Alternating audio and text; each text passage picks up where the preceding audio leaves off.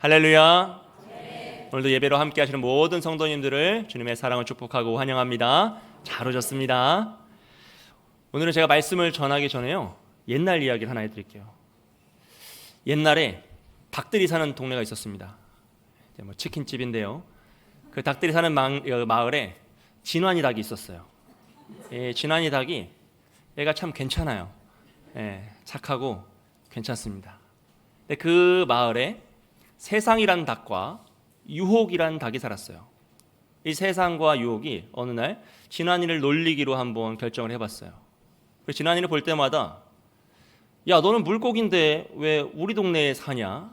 라고 하면서 말을 하는 거예요. 그 말을 처음 들은 진환이는요, 무슨 소리냐, 내가 닭인데, 내가 알에서 나왔는데 무슨 소리 하는 거야? 라고 하면서 웃어 넘겼습니다. 근데 그런 말이 한 번, 두 번, 10번, 100번, 한 달, 두 달, 세 달, 6달, 좀 시간이 지나고 많이 듣다 보니까 진환이 마음속에 물음표가 생겼어요. 내가 물고기인가? 쟤들은 왜 저러지? 내가 물고기인가? 그러고 보니까 털이 좀 거추장스럽기도 하고 바다가 그리워지는 것 같기도 해요. 그렇게 또 이야기를 100번, 1000번, 2000번, 1년, 2년 듣다 보니까 진환이 마음속에 결단을 합니다. 뭐라고 결단을 하죠? 나는 물고기였구나. 내가 물고기인데 어릴 적 잘못 배달돼가지고 이 닭들이 사는 동네에서 내가 이 고생을 했구나. 내가 이젠 고향으로 돌아가리라 해서 모든 짐을 싸가지고 닭들이 사는 마을을 떠나 바다를 향해 갑니다. 산 넘고 물을 건너 고생고생해서 바다를 도착했어요. 저 멀리 바다가 보이니까 드디어 내가 고향에 왔다라는 그 안도감에 막 눈물이 날 것 같아요. 모든 걸 다 던져버리고 바다에 뛰어들었어요. 너무 시원한 거야. 너무 좋은 거야. 고향에 왔다는 그 기쁨이 가득 차는 거예요. 그렇게 바다에서 조금씩 더 깊이 들어갑니다. 근데 조금 이상해요. 물이 좀 짠 것 같아요. 이상한데? 뭐 처음이라 그렇겠지. 처음이라. 그리고 더 깊이 들어가요. 근데 아무리 깊이 들어가도 물은 계속 짜고 숨을 쉴 수가 없는 거예요. 무엇인가 심각하게 잘못되었구나 라고 깨닫고 뒤를 돌아서 나오려 하지만 그의 털은 이미 다 물에 젖고 바닷물을 너무 많이 먹어버려서 힘이 없는 거예요. 결국 진환이 닭은 바다에 빠져 죽고 말았습니다. 여러분, 진환이 닭이 왜 바다에 빠져 죽었죠? 그는 물고기가 아니라 닭이었기 때문입니다. 그럼 이 이야기를 통해서 우리가 깨달아야 할 점은 무엇이죠? 닭은 바다에 빠지면 죽는다는 겁니까? 그건 아니겠죠. 여러분, 이 이야기에서 우리가 꼭 깨달아야 될 것은요, 세상 유혹에 속으면 죽는다는 것입니다. 이 사실을 모르시는 분은 아무도 없어요. 우리 진환이 닭이 무지했다, 어떻게 그런 생각을 했을까라고 생각할 수 있습니다. 그런데 문제는 우리도 세상을 살아갈 때 세상의 유혹의 소리를 너무 오랫동안 너무 많이 듣다 보면요, 잘못된 실수와 판단을 할 때가 있다는 것이에요. 처음엔 다 아니라 그래요. 그런데 한 번, 두 번, 100번 듣다 보면 정말 그런가?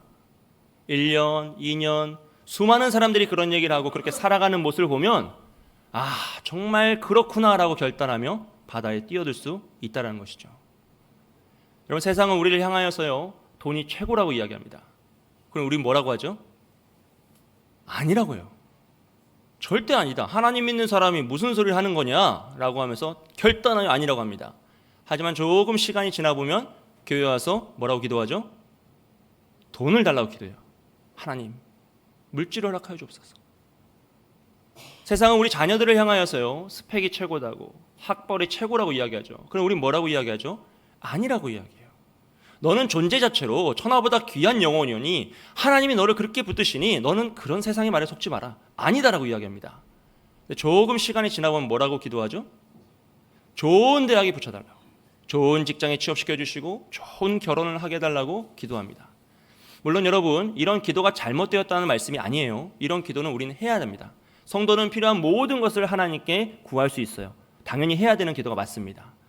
정말 문제는 뭐냐 하면 이 기도가 응답되지 않았을 때 우리가 스스로를 부끄러워하거나 심지어 자녀가 부모를, 부모가 자녀를 가족이 서로를 부끄러워할 수 있다는 것이에요.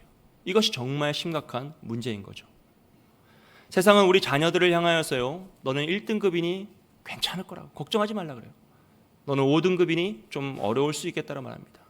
너는 금수저니 다 해낼 수 있다 그래요. 너는 흙수저니 꿈꾸지 말라고 합니다. 여러분, 정말 우리의 자녀들이 이런 말을 믿으며 살아가길 원하십니까? 여러분, 이런 세상의 유혹에 빠지면 어떻게 된다고요? 죽어요. 처음에는 시원한 것 같아요. 처음에 그 바다에 뛰어들면, 승리하면 너무 행복해요. 차츰차츰 시간이 지나면 결국 그 바다에 빠져 죽게 되는 것이 이 세상의 유혹이라는 것이에요. 근데 우리가 너무 오랫동안, 너무 많이, 또 너무 많은 사람들이 그렇게 살아가는 모습을 보다 보니까, 듣다 보니까 나도 모르게 그 유혹에 빠질 때가 있다는 것이에요. 여러분, 한 인디언 할아버지가 길을 가다가 뱀이 다친 것을 보고 집에 데려가서 치료해 줬어요. 그때 그 뱀이 다 나서가지고 건강한 모습이 되어서 그 할아버지를 물어버립니다. 그 할아버지가 죽으면서 너무 답답한 거죠. 그래가지고 그 뱀을 향해서, 야, 내가 널 구해줬는데 너는 어떻게 날 물 수 있냐? 한탄을 해요. 근데 그 뱀이 그 할아버지를 뭐라고 하냐면, 나는 뱀이라서 원래 너를 물 수밖에 없다라 그래요. 여러분, 성경은 사탄을 옛뱀이라 칭합니다. 속이는 자, 천하를 꿰는 자, 거짓말쟁이, 거짓의 아비라고 표현해요. 사탄의 목적은 단 하나입니다. 우리를 그리스도의 사랑에서 끊어내는 것이에요. 우리를 속이고 속여서 우리 안에 있는 그리스도의 사랑을 없애버리는 것이에요. 우리를 유혹하여서 죄에 빠뜨려서 하나님의 그 구원의 감격에서 우리를 끄집어내는 것입니다. 여러분, 세상 유혹의 목적은 단 하나입니다. 우리를 속여서 죄의 바다에 빠뜨려 죽이는 것이에요. 사랑하는 여러분, 세상의 그 무엇이 우리를 지키고 우리를 격려하고 위로할 것이라고 착각하시면 안 돼요. 세상의 물질과 권세와 능력이 여러분을 붙잡아주고 지켜줄 것이라 착각하시면 안 됩니다. 세상의 격려와 박수와 인기가 우리를 위로하고 우리에게 평안을 줄 것이라 착각하시면 안 됩니다. 세상 유혹의 목적은 단 하나입니다. 뭐라고요? 죽는 거예요. 우리를 바다에 빠뜨려 죽이는 것입니다. 세상은 코로나 때요, 교회를 향하여서 코로나의 주범이라 비판하였어요. 물론 교회들 중에 잘못된 교회들이 몇 군데 있었습니다. 잘못 그 행동을 했죠. 그런데 문제는 그 교회의 잘못된 행동을 비판하는 것이 아니라 교회 자체를 비판한다는 거예요. 그래서 절대 진리를 믿고 살아가는 자를 무지한 자, 편협한 자, 정말로 몰상식한 것처럼 평가하면서 예수님을 믿고 오직 예수님만이 진리라고 말하는 자들을 이 교회와 성도들을 향하여서 너무 비판하고 비난하였어요. 그러다 보니 오늘날도 교회를 다닌다고 하면 저 사람 그렇게 안 봤는데 왜 저럴까? 심지어 목회자들이 강단에 서서 오직 예수님만이 참된 진리이십니다라고 말하면 너무 편협하다고, 너무 다른 사람들을 그렇게 억압한다고 비판하는 것이죠. 여러분, 근데요, 이 세상의 그 비판과 세상의 속임수에 속아서 우리의 마음속에 그리스도인이라는 그 자긍심이요, 내가 하나님의 자녀가 되었다는 그 특권의 의식이 작아져선 안 된다는 것이에요. 너무 많이 비난을 받다 보니까, 너무 많이 비판을 받다 보니까 오늘날은 교회를 다닌다고 이야기하는 것도 조심스럽고, 식당에서 밥 먹을 때 두 손 모으고 눈 감고 기도하는 사람이 극히 드물고요. 청년들은 심지어 자신의 교회 다닌다는 것을 숨기는 것이 지혜롭다는 문화까지 생기기도 하였습니다. 하지만 여러분, 우리는 예수 그리스도의 십자가의 사랑으로 구원받은 하나님의 자녀인 줄 믿습니다. 그 사실을 잊지 마세요. 그 구원의 감격을 놓치지 마십시오. 그 위대한 하나님의 그 권세와 능력을 받은 하나님의 자녀라는 그 신분의 특권을 놓치지 마십시오. 그래서 우리가 정말로 귀 기울여야 되는 소리는요, 이 세상의 소리가 아니라 하나님 아버지의 소리인 줄 믿습니다. 세상의 속임수는 그럴듯하고 멋진 것 같고 우리 생각에, 인간의 가치관에 맞는 것 같아요. 하지만 그의 목적은 오직 죽음뿐입니다. 하나님의 말씀은 영원불변하신 그 진리는 우리를 향하여 생명으로 나아가게 하시고요, 아들을 죽여 우리를 구원하신 그 사랑을 확증하신 말씀의 선언이란 것이에요. 하나님은 오늘 우리를 향하여서 뭐라고 하십니까? 시편 2편 7절 말씀입니다. 여호와께서 내게 이르시되 너는 내 아들이라 오늘 내가 너를 낳았도다라 그래요. 우리의 신분이 하나님의 것이다. 너의 존재는 나의 것이다라고 말씀하십니다.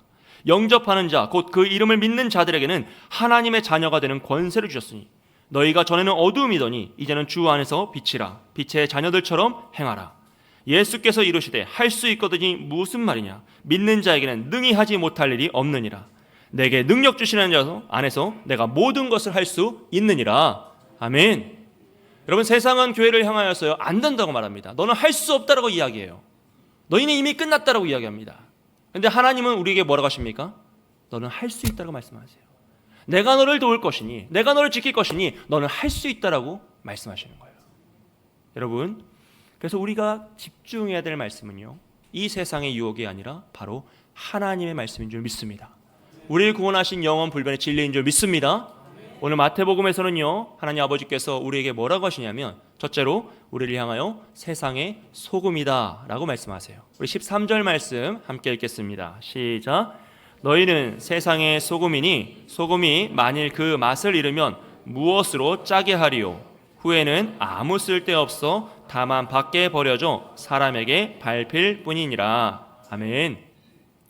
소금의 기능은 짠맛을 내는 것이죠. 요리를 다 하시는 분들은 다 아시잖아요. 소금을 뿌리면 음식이 짜요.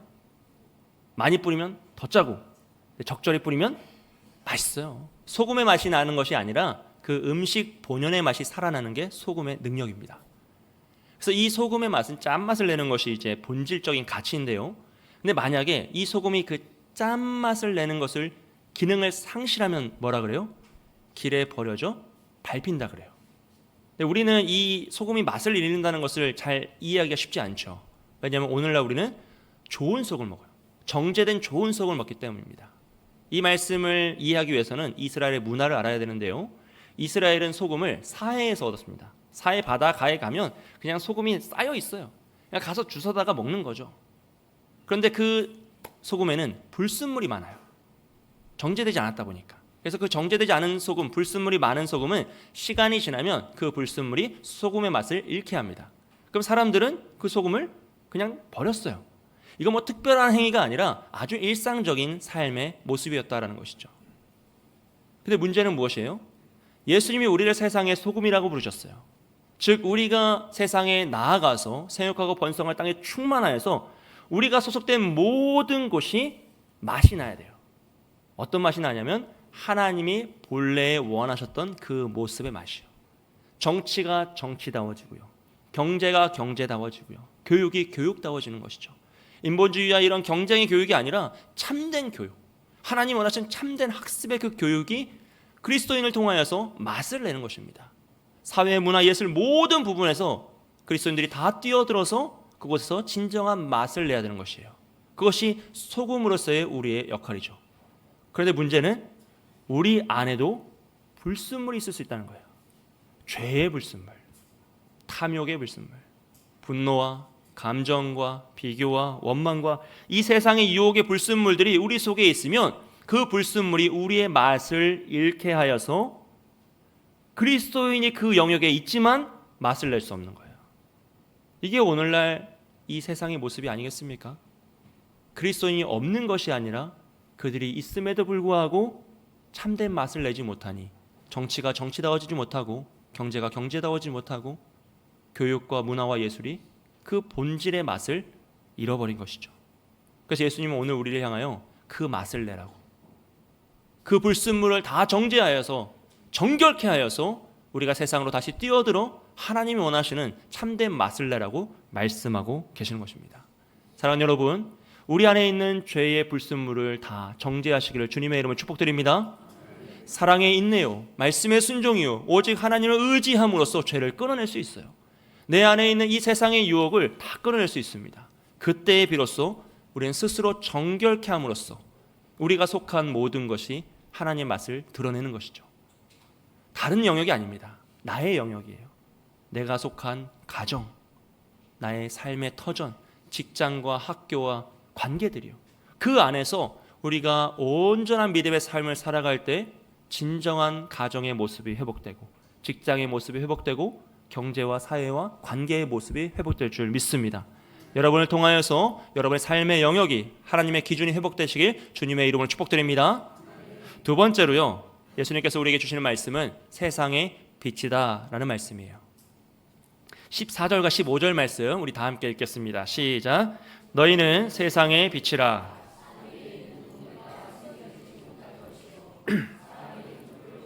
말 아래에 두지 아니하고 등경 위에 두나니 이러므로 집안 모든 사람에게 빛이 있느니라. 아멘.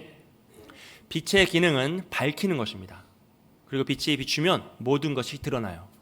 어두운 방에는 무엇이 어떻게 있는지 알 수 없는데 불을 켜면 모든 것이 다 보이죠. 마찬가지입니다. 이 세상은 어두워서 아무것도 뭐가 뭔지 몰라요. 무엇이 진리이고 거짓인지 알 수 없습니다. 무엇이 참이고 무엇이 옳은 건지 알 수가 없습니다. 그런데 그 세상에 진리의 빛이 비추면 모든 것이 드러나요. 참된 것과 거짓된 것이 드러나고 선과 악이 드러나고 문제가 드러나고 잘하는 것이 드러나는 것이죠. 예수님 오늘 그 말씀을 하시는 거예요. 이 빛은 비추는 것, 드러내는 것이 기능인데요. 이 빛의 특징은 위치에 따라서 그 빛의 기능을 상실할 수 있다는 거예요. 등경 위에 올려놓은 빛은 온 집을 비추며 그 기능을 잘 영향력을 발휘합니다. 그런데 말 아래 숨겨진 빛은 그 기능을 상실하지 않았음에도 불구하고 능력이 없어져요. 영향력을 발휘할 수 없다라는 것이죠. 그래서 숨은 빛이 되어서는 안 된다라는 것이죠. 여러분, 예수님은 우리를 세상의 빛이라 말씀하세요. 그래서 우리가 이 세상의 잘못과 옳음을, 죄와 선을 보여줘야 하는 것이죠. 우리가 보여주지 않으면 세상은 이것이 죄인지 모르고 그냥 살아가는 것이에요. 이것이 참인지 모르고 그냥 해가면서 살아가는 거죠. 그래서 오직 그리스도인들이 참된 진리신 예수 그리스도의 빛을 비추며 진실을 알려줘야 되고 진리를 알려줘야 되고 잘못을 잘못이라고 말하며 가르쳐줄 수 있어야 한다는 것입니다. 근데 여기에도 이제 주의사항이 있어요. 그건 바로 숨은 빛입니다. 우리가 이 세상을 살아갈 때 특히 오늘 이 시대에 그리스도인의 자긍심이 줄어들잖아요. 내가 하나님의 자녀다라는 것이 자랑스럽지 않으면 어떻게 합니까? 숨게 돼요. 젊은 문화에서는 너무나 이것이 커져버렸습니다. 너무 안타까운 모습이죠. 그래서 언제 어디서나 우리는 그리스도인임을 밝히며 우리가 등경 위에 있는 하나님의 빛이다라는 사실을 잊지 말아야 됩니다. 여러분 어떠십니까? 여러분 삶 속에서 언제 어디서나 그리스도인이십니까? 여러분 주변에 있는 모든 분들은 여러분이 서울 남부교회 성도들이라는 것을 알고 계십니까? 우리가 직장에서나 가정에서나 사회에서나 심지어 온라인상에서요.